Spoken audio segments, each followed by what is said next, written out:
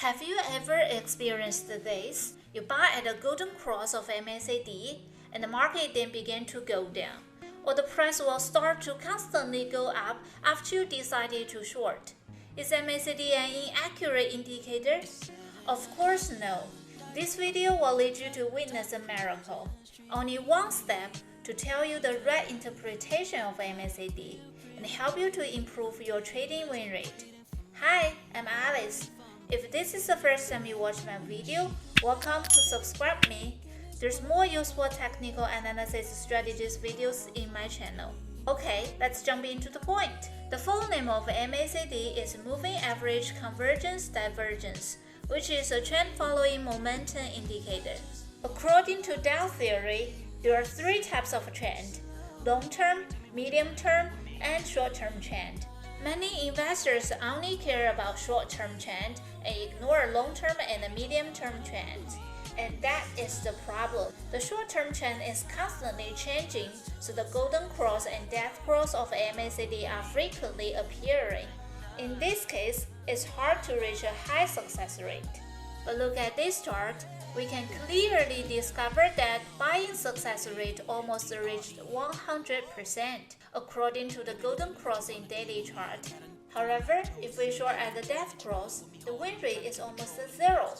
The opposite situation to this chart. We could see during this period, after a golden cross, the market will start to fall, and the success rate is extremely low. However, the death cross, on the other hand, can initiate the short trading with great precision and take good profit. Do you know the reason of it? Is there any change about the indicator? The answer is no. Then why? A word of advice for you all. It is impossible to have a good plan for the present without any long-term strategy. When the monthly and the weekly MACD is in the uptrend, at this time, we buy at the golden cross of daily chart. We make profit every trade. As for death cross, most of times are failed.